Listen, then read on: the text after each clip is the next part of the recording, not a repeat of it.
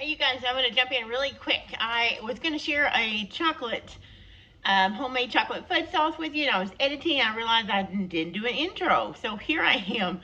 Today I'm going to share with you a quick, easy, and delicious sugar-free hot fudge sauce. It's basically only hot until you cool it off, but you can reheat it and use it as a hot fudge as well. It is sugar-free, it's gluten-free, it's even dairy-free in this case. But you can put a little bit of dairy in it if you want a milk chocolate rather than a dark chocolate. The full recipe is in the directions or the description of this video below. And let's see, what else do I need to tell you? So if you follow True Healthy Mama, it would be it's probably an FP. I believe it's an FP because you use about 2 tablespoons in serving, and it's less than 5 fat grams. It's dairy free, and it is no carb, hardly any carbs, like less than a half. But if you're keto, this also works for you. Or if you're just diabetic or like to eat sugar-free like we do, we're not diabetic. We try and keep it that way, though, by eating less sugar and making sugar-free treats. So this chocolate sauce is super easy. We're going to jump in right now, and I'm going to show you how we make it. All right, we are going to work on our sugar-free chocolate sauce, and this is just allulose. It is a low-carb, keto, Trim Healthy Mama approved sweetener. Now, I've talked to you about allulose before.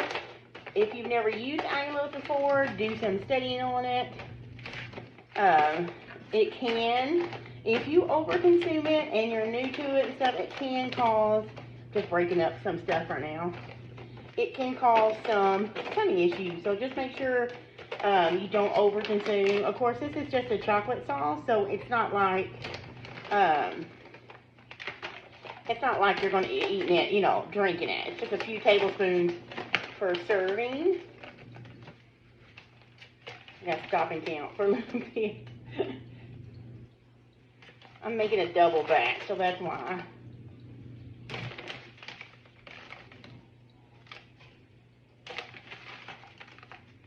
Okay, so yes, there are lumps in this. This one is pretty bad about clumping, which I don't like. Some of them are not as bad. I think I actually left this one probably open for a bit and it got kind of damp, so you don't want to do that. Just going to break it up a little bit. So let me do that and I will come back as soon as I get most of the lumps broke up. Okay, I have most of the big clumps broken up. The little stuff, it will melt and dissolve in the water. So the next thing I'm going to do is add our cocoa. This is just unsweetened cocoa. I'm going to go ahead and put that in there. And now just remember, I am making a huge double batch because I'm going to be making some recipes for the blog for like upcoming holiday recipes that contain this chocolate. So that's why I am making a big batch. But the full recipe is below. There's a link to my blog, and that's going to give you enough for one serving. Actually, one recipe, which would probably be enough to fill a pint-sized jar, and it will last in your refrigerator a couple of weeks. So I'm going to go ahead and stir this. I just added the water. This chocolate sauce is so simple.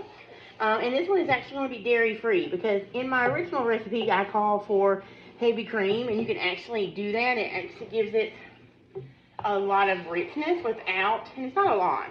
It's only 3 tablespoons, to the whole recipe. But this is a double batch, so that's why. But I don't have any heavy cream, so I'm actually going to make mine dairy-free. So this is almond milk. I'm going to go ahead and add that in. And I'm going to turn this on. Hopefully it won't be too loud. Let's see. What should I do? Let's do hot pot, and then I'm going to turn it down some. And we are just going to stir it. Now, you can also put a pinch of salt in this, which I may do. I just like to put a little bit of salt in my sweet stuff to balance it out. But you do not have to.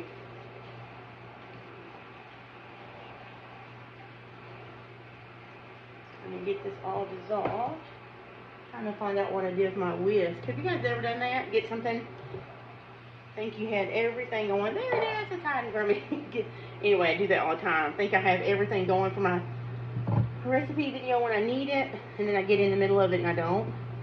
So you can see how the cocoa is kind of just sitting on the top. Don't worry about that. It is going to mix in as this mixture heats up and the allulose dissolves.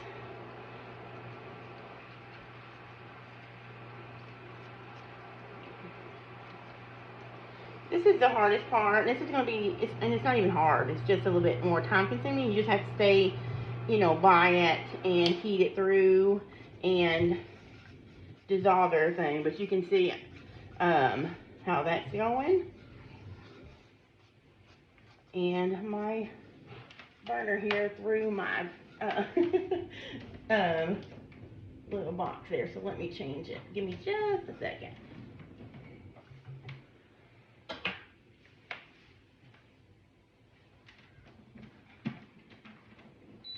Okay, here we go. This burner takes a lot of power, so I need to plug it directly into the wall. And sometimes I forget that, and I just had it in the plug-in, the surge protector that my son uses for his aquarium that I know you guys have seen and probably heard in my videos. But now this is in the wall, so it won't trip it. And you do this on the stove. That's where I typically do it, but there's better lighting over here, and I wanted you guys to be able to see it. Okay, so you see here, it's just about all dissolved. So we're just going to let it heat up, and it's going to cool, come to a boil and cook a little bit. I'm going to taste it a little bit right now and make sure it's sweet enough since I'm doubling it.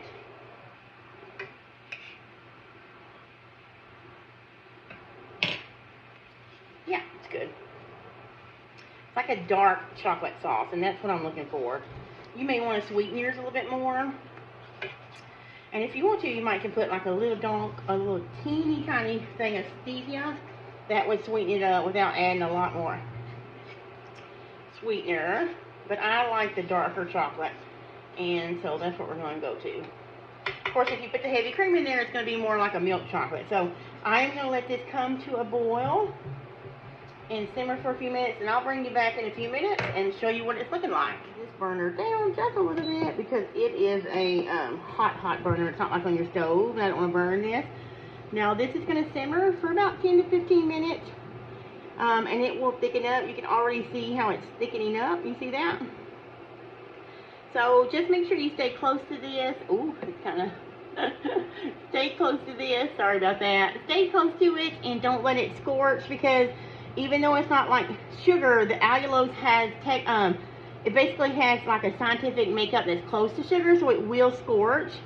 And even that almond milk in there may have a bad taste, but just stay close to it. Let it boil every once in a while. Just come in and stir, you know, around the edges to make sure everything's getting incorporated, and just let it simmer. This is a great time to keep your kids out of the kitchen because this is scalding hot. This would really hurt little hands or anything, even big hands like mine.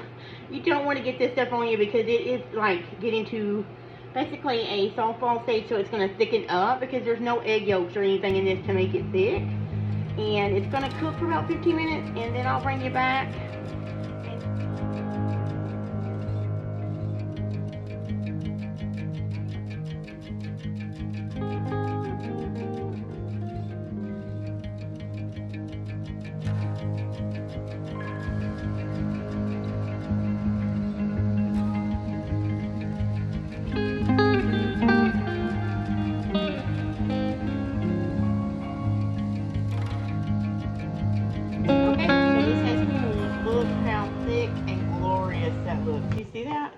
Watch it slide down.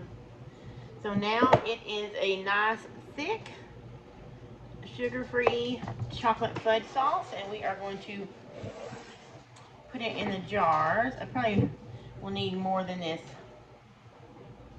pint, but I'm going to go ahead and put it in. Just look at that. Is that glorious? Hopefully you guys can see it going in.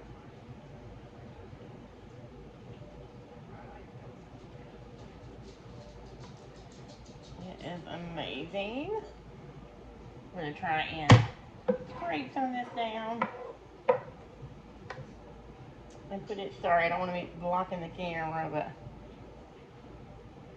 Okay, so it's going to need.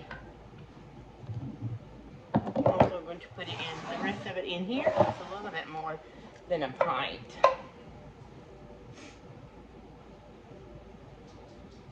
Just look at that. It's so good. Don't make a mess. I almost spilled it on myself.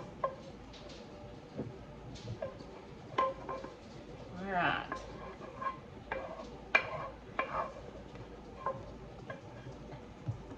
This pot is so heavy. I'm going to have to turn you guys off so I can scrape it down and put the rest in here.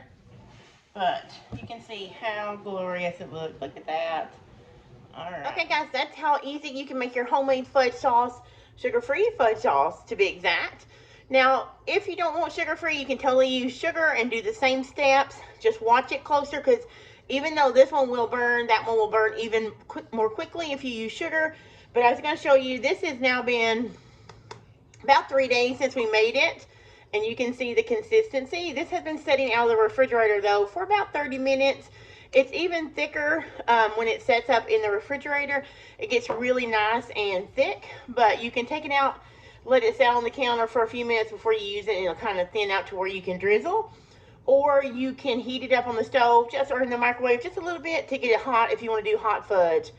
I like to use this in several different ways. Put it on, you can put it in iced coffee, drizzle it on top, use it to sweeten your coffee and make it like a mocha. You could put it on sugar-free ice cream. You could drizzle it over the top of brownies. I was actually making a earthquake cake today, testing it for a recipe for the blog, and I used that to top it. If you see this picture here, it was phenomenal. It was so good. And anyway, all it took was like half a tablespoon or a tablespoon drizzled on top, and it elevated that cake. So definitely worth having in your refrigerator. It will last in your refrigerator for several weeks, at least 2 weeks, and be fine.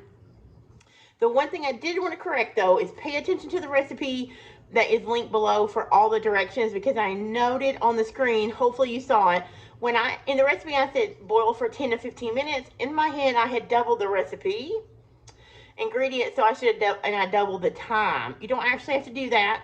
Even if you double the recipe, the 7 to 8 minutes that you need to boil and simmer it, that's two different things. The 7 to 8 minutes that you need to let it do the roll and boil is plenty. So in the recipe, it says 7 to 8 minutes. That will be fine. That will thicken your sauce. So just disregard the 10 or 15 minutes because my brain was not here. I must have needed more coffee that day. But that's it, you guys. I hope you enjoyed that recipe. Again, that link is below. You can go to my blog and print it out. I hope it's useful for you. We love using it in many applications. And yeah, that's it. If you're not following me over on Instagram or Facebook, you can look me up at mytableofthree. I'd love to have you follow along there with me. But for now, until this next video that comes out later this week, I'm going to say I'll see you later.